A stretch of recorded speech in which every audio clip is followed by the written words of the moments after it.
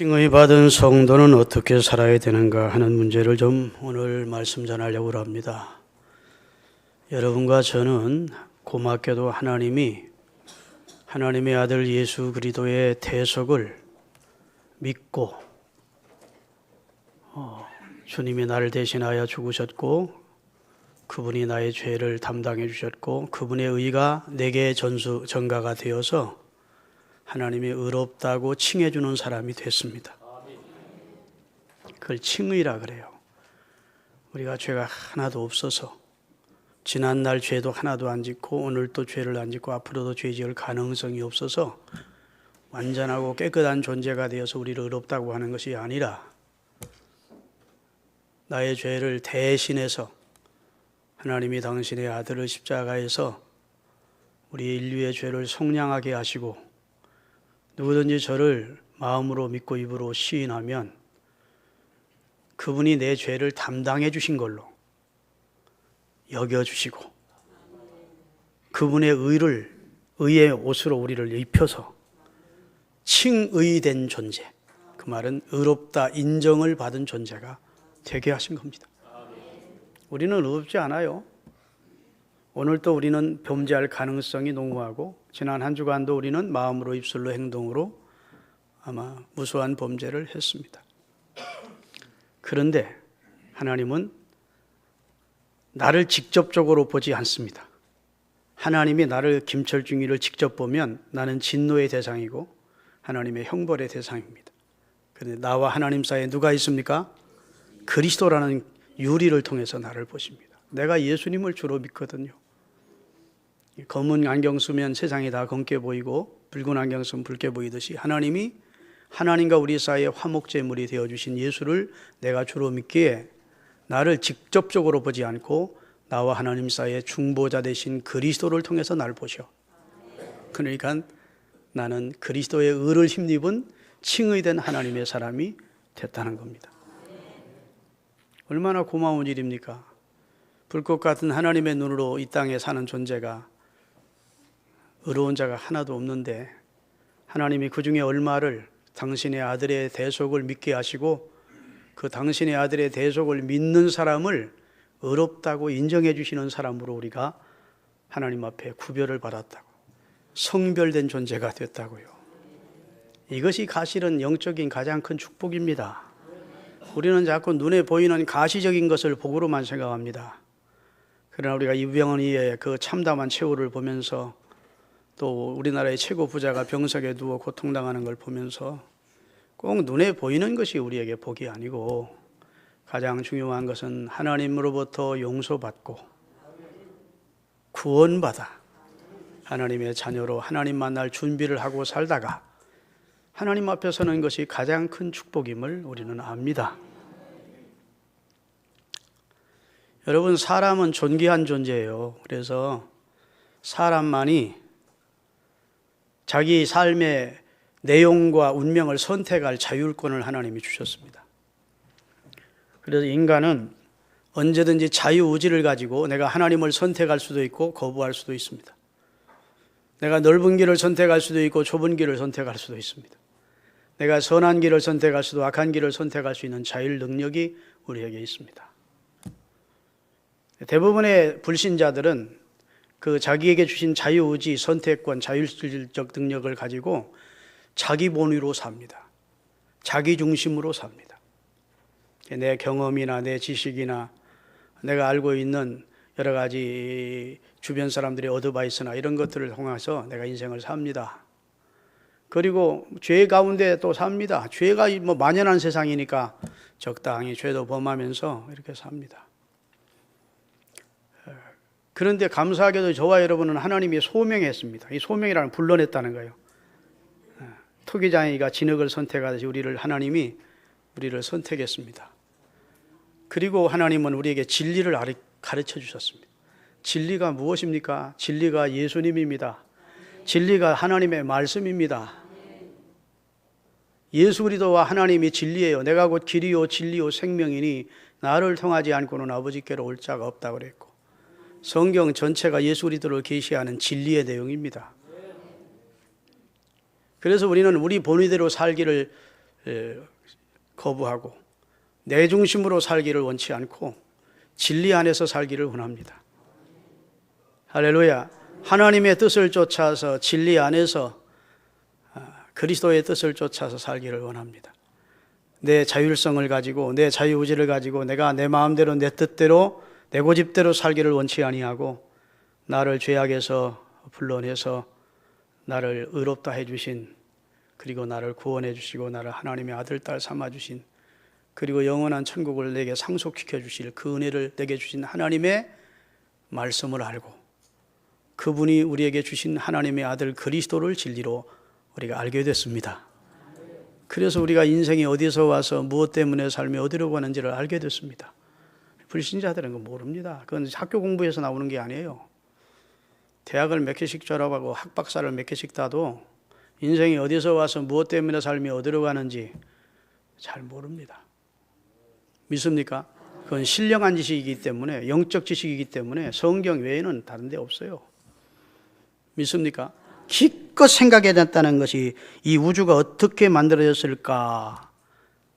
핵산, 아미노산이라는 핵상의 결집체가 이 우주를 만들었다는 겁니다. 핵산, 아미노산이라는 것이 모여서 달이 됐고 별이 됐고 지구도 됐고 그랬다는 거예요. 생명은 어떻게 만들었느냐? 아메바. 그 아메바는 어디서 만들었을까? 기원을 찾지 못하는 겁니다.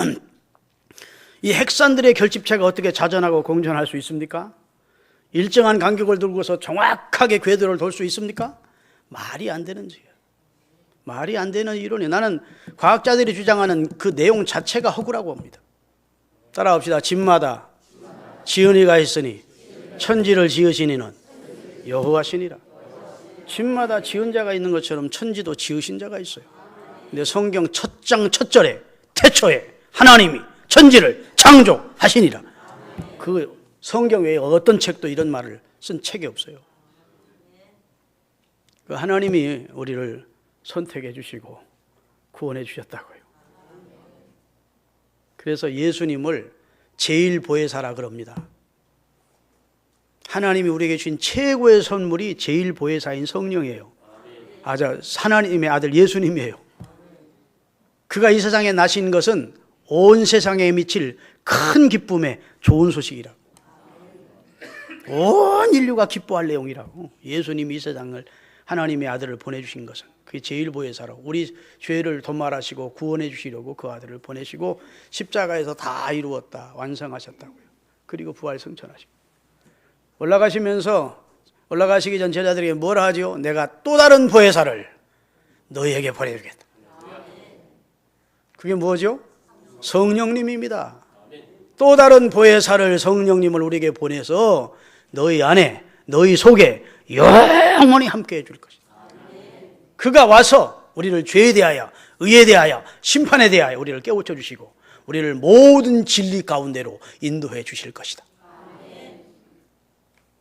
성령이 예수 그리스도를 주로 믿는 사람 속에 오셔서 우리를 떠나지 않고 진리 가운데로 우리를 인도해 주시기를 원하신다고요. 여러분, 예수 믿는 삶은 결심한다고 노력한다고 예수 잘 믿는 게 아닙니다. 성령님의 도움을 받아야 돼요.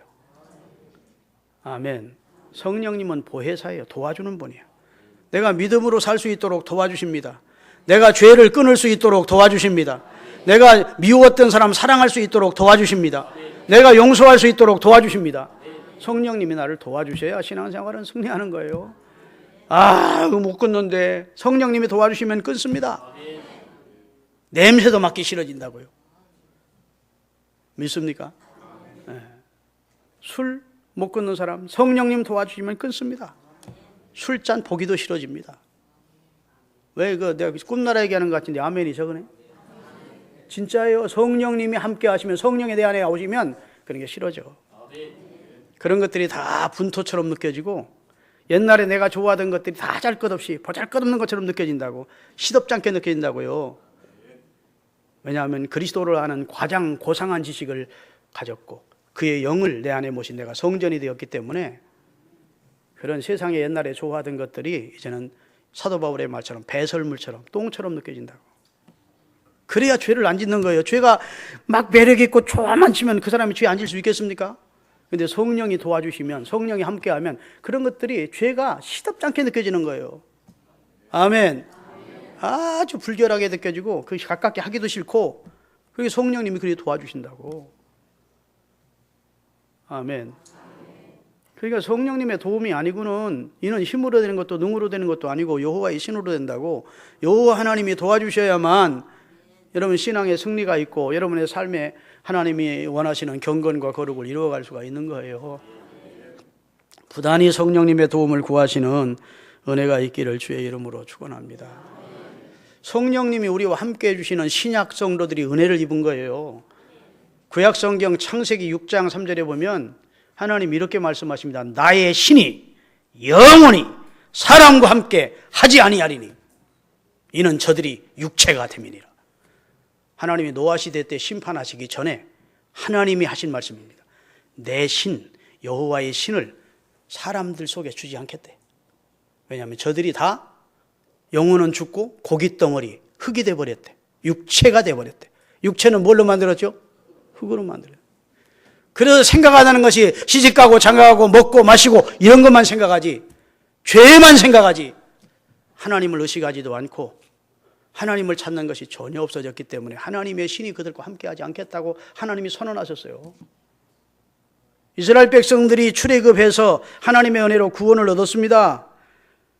모세가 시내산에 올라가 있는 동안 이스라엘 백성들이 모세가 안 내려오자 금송아지를 만들어 놓고 거기서 금송아지 앞에서 뛰놀면서 제사를 드리면서 이 금송아지가 우리를 애굽 땅에서 인도해낸 신이라고 망령된 제사를 드렸습니다. 우상 숭배를 했습니다. 하나님이 진노하셨습니다. 그리고 백성 중 얼마를 심판하셨습니다. 그리고 모세에게 말합니다. 출애굽기 33장 3절에 보면 이렇게 돼 있어요. 따라합시다. 나는 너희와 함께 올라가지 아니하리라. 너희들 꼴비게도 싫다는 거예요. 하나님이 구원해 주었는데 사신우상을 또 섬겨? 가나안 땅 너희들 힘으로 들어가. 나는 너희들과 함께 가지 않겠다.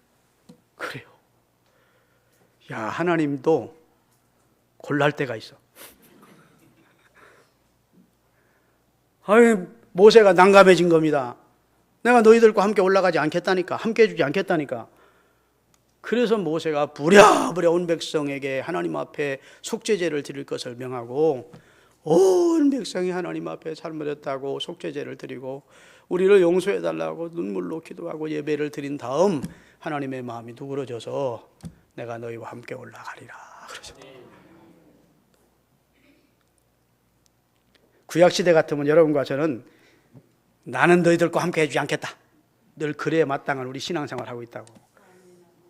그런데 이제는 구약시대가 아니고 주님이 십자가에서 우리를 대속하시고 우리를 종이 아니고 아들, 딸, 자녀가 되는 권세를 주시고 이제는 그의 영이 내가 너와 함께 해갔다. 함께 안 해주겠다. 이러지 않아요. 이제는 영원히 그의 영을 우리 속에 넣어주셨다고. 신약시대에 우리 성도가 그렇게 복을 받은 겁니다. 하나님이 화나면 떠났다. 들어왔다. 떠났다. 들어왔다. 그러시는 분이 아니라고 이제는 영원토록 너희와 함께 해주시겠다. 그런 축복의 주인공이 우리가 됐다고요. 이렇게 칭의된 하나님의 백성, 성령을 모신 거룩한 성도의 성전이 된 하나님의 백성이 우리가 어떻게 살아야 되느냐? 이 문제가 이제 대두되는 겁니다. 따라가십니다. 죄를 멀리하는 삶을 살자. 그게 하나님이 우리에게 요구하시는 거예요. 구별이라는 말 그 자체가 성별을 말합니다. 하나님이 여러분과 저를 세속에서 구별시켜냈어요. 뽑아냈습니다. 할렐루야. 그리고 하나님의 거룩한 무리를 만들었어요. 성도라는 말 자체가 한문으로 말하면 거룩할 성자에 무리도자입니다. 거룩한 무리 안에 들게 하셨어요. 아멘. 그리고 우리에게 죄를 멀리하는 삶을 살 것을 명하셨습니다. 예전에는 우리가 어둠이었대요. 에베소 5장 8, 9절을 띄우겠습니다. 다 같이 읽겠습니다. 너희가 전에는 어두움이더니 이제는 주 안에서 빛이라. 자, 여기 중요한 말씀이 나옵니다. 전에는 뭐 했어요? 어두움 가운데 칠흑도 분간이 안 되는 동서남북의 분간이 안 되는, 무엇이 진리인지를 모르는 어두움의 삶을 살았다는 거예요. 너희가 전에는 어두움이더니 이제는 예수 그리스도를 주로 믿은 이후에는 그 말입니다. 이제는 주 안에서 빛이다. 빛을 받은 백성이 되었다. 빛 대신 주님 안에 들어왔다. 그 말입니다. 할렐루야. 그렇다면 빛의 자녀들처럼 행해야 되는데 빛의 자녀에게 나타나는 열매가 있다는 거예요. 그것은 착함과 의로움과 진실함이 있다는 거예요. 오늘날 감옥에 쇠고랑 차고 들어가는 사람들 가운데 장로님들도 안수집사님들도 권사님들도 목사님들도 많습니다. 부끄러운 일입니다. 우리는 세상 법보다 더 차원 높은 하나님의 법을 기준으로 해서 살아야 되는데 세상 법도 어기고 이러고 들어가는 것은 칭의받은 하나님의 자녀로서 살아야 될 마땅한 삶을 살지 못했기 때문에, 그래서 하나님이 세상 말로 말하면 개망신을 주는 겁니다. 그래야 회개하겠으니까. 감옥 안에서 하나님, 내가 목사인데 장로인데 집사인데 주의 영광 가리며 살았습니다. 용서해 주세요. 다시 한번 기회 주시면 주님 뜻대로 살겠습니다. 감옥에서 예수님을 진짜 만나는 사람들이 많아요. 믿습니까? 감옥 들어가는 게 꼭 인생의 긴 안목에서 보면 꼭 저주가 아니에요. 꼭 그 사람의 해가 아니라고. 도리어 그게 복이 되는 경우가 많습니다. 믿으시기를 바랍니다. 빛의 자녀들처럼 행하지는 못하고 빛의 열매가 나타나지 않았기 때문에 나타나는 결과예요. 그래서 주의 영광을 얼마나 많이 가리웁니까? 사랑하는 여러분, 우리는 하나님의 나중에 판단 앞에 서야 됩니다. 우리가 신앙 고백을 하지요. 사도신경을 예배 때마다 고백을 합니다. 거기서 우리가 신앙 고백을 한다는 것은 우리는 이렇게 믿고 삽니다. 그런 고백이에요. 아멘. 우리는 이렇게 믿고 삽니다. 또 이러한 목적을 가지고 살겠습니다. 이런 고백이 신앙 고백이라고요. 근데 그 신앙 고백 가운데 산자와 죽은 자를 심판하실 일을 고백합니다. 산자와 죽은 자를 심판하시리. 여러분과 저는 지옥 가느냐 천국 가느냐는 심판은 면제됐습니다. 그러나 백보자 심판이라고 해서 우리 행한 것을 따라서 상 주시고 그 다음에 상이 없는 심판, 백보자 심판은 누구든지 받습니다. 하나님의 앞에 다 서야 된다고요. 잘했으면 잘했다, 착하고 중정된 종아, 잘못했으면 악하고 게으른 종아, 이렇게 하나님으로부터 평가를 받게 돼 있다고요. 그때를 생각하며 오늘을 사는 게 지혜입니다. 할렐루야. 죄를 멀리하는 삶을 사시기를 바랍니다. 죄는 강한 유혹성이 있습니다. 흡인력도 있습니다. 고착성도 있습니다. 죄가 한번 들어오면 안 떨어져. 그 다음에 죄는 부패성이 있습니다. 우리 심령을 부패시켜요. 결국은 죄가 잉태하면, 욕심 잉태하면 죄 낳고, 죄가 장성하면 사망을 낳는다고 결국 사망에 이르게 되는 것입니다. 이 죄를 멀리 하시는 여러분이 되시기를 주의 이름으로 축원합니다. 그러기 위해서는 복 있는 자는 그 다음에 악인의 꾀를 쫓지 않고 죄인의 길에 서지 않고 오만한 자리에 그들 가운데서 분리된 삶을 살라는 것. 그게 죄를 멀리하는 삶입니다. 세상은 죄악이 관영이에요. 죄악과 그 다음에 범죄가 흉행하는 세상입니다. 그런 세상에서 그리스도인이 그리스도인답게 칭의받은 하나님의 백성답게 살려면 그런 자리에 유혹을 뿌리쳐야 돼요. 믿습니까? 너희는 저희 가운데서 나와 따로 있고 부정한 것을 만지지 말라, 성경은 그랬는데 따로 있는, 그래서 성도끼리 모이고 예배하고 헌신하고 봉사하고 선교하고, 그게 축복입니다. 나 예수는 괜히 믿어가지고 맨날 주일날 교회 가야 되고 봉사하러 가야 되고 헌신해야 되고, 뭘 몰라서 그러는 거예요. 그게 축복이에요. 일 없으면 사람이 병 걸려요. 딴 생각, 엉뚱한 생각 들어오고. 그래서 진짜 먹고 살기 위해서 바쁜 사람들은 그 병 안 걸릴 건 병들이 걸리는 사람들이 많습니다. 그래요, 안 그래요? 사는데 바쁘면 무슨 요즘 말로 말하는 그 마음의 병들 안 걸려. 그런데 애 새끼들 다 키워놓고 남편 회사 갔다 늦게 오고 먹고 살만은 하고 그러다 보니까 탈선하고 마음에 병들고 그런 거 아닙니까? 하나님이 그런 축복을 주셨으면 여유 있는 시간을 주셨거든. 성경 읽고 예배하고 그리스도인들이 모여서 함께 봉사하고 선교하고. 아멘. 그런 봉사단체를 좀 만들어 보라고. 야, 우리 교회 여전대 회원들이 뜻을 맞는 여전대원들이 말이야, 여기 저 어려운 저 노인들이 있다는데 가서 목욕도 시켜드리자, 그냥 반찬도 해드리자, 뭐 이런 데 만들어서 얼마든지 우리가 이웃을 섬길 수 있습니다. 그래 안 그래요? 우리 주변에도 동사무소 가서 묻기만 하면 다 얘기해줘. 어느 집에 노인 혼자 산다, 어느 집에 지금 소년 가장들이 있다. 뜻만 함께 하면 사람들이, 야, 우리가 하나님 이렇게 축복받아서 이만큼 여유 있게 사는데 한 달에 얼마씩 내서 일주일에 하루 정해가지고 혹은 보름에 한 번씩이라도 우리가 주님 기뻐하는 일 좀 하자, 할 수 있잖아요. 그러면 자연적으로 죄는 멀리어지게 돼 있다고. 죄의 유혹이 쓸쓸할 때, 여러분, 다윗이 언제 유혹을 받았습니까? 낮잠 늘어지게 자고 옥상에서 거닐다가 세상 말로 죄를 범했다고. 오늘 설교가 좀 다른 방향으로 하는데, 여하튼 죄를 멀리 하십시다. 더 나아가서는 따라합시다. 거룩한 삶을 추구하자. 거룩한 삶. 죄를 멀리하는 소극적인 정도가 아니어야 돼요. 그리스도인은 거룩한 삶을, 할렐루야, 세상을 이기고 세상에 빛되어 소금되어 세상을 변화시키는 적극적이고 능동적인 삶을 살 필요가 있다고. 예수 믿는 사람이 난 안 가, 난 술자리 안 가, 뭐 안 가, 자꾸 이런 소극적인 삶만 살지 말고 직장에서 그리스도인답게 적극적으로 전도하고, 할렐루야, 더 앞장서 봉사하고, 그러면서 원수도 사랑하고, 그러면서 그리스도인의 남다른 모습을 보여줄 필요가 있는 거예요. 아멘. 베드로후서 3장 11절 12절입니다. 같이 읽겠습니다. 이 모든 것이 너희에게 이렇게 풀어지니 너희가 어떠한 사람이 되어야 마땅하냐. 외적 생활은 거룩한 행실이 있어야 되고, 내적은 경건함으로 하나님의 나라를 사모하며 살라. 따라합시다. 외적 생활은 거룩한 행실이 있어요. 내적 삶은 경건해야 된다. 거룩한 행실과 경건함. 경건이라는 하나님 앞에 내가 있고 내 앞에 하나님이 계시다는 것을 의식하며 살아야 경건합니다. 하나님이 나를 보고 계시다, 내 앞에 하나님이 계시고 하나님 앞에 지금 내가 있다, 그러면 경건하게 살 수 있어요. 아멘. 그러면 경건한 성도는 그 행실이 거룩한 삶으로 나타나게 되어 있습니다. 그런 여러분이 되시기를 주의 이름으로 축원합니다. 교회 안에서, 예배당 안에서의 경건을 성경은 요구하는 게 아니에요. 예배당 밖에서의 경건을 우리에게 요구하십니다. 예배당 안에서야 다 경건하지 뭐. 똑같이 찬송하고 똑같이 기도하고 똑같이 말씀 듣고.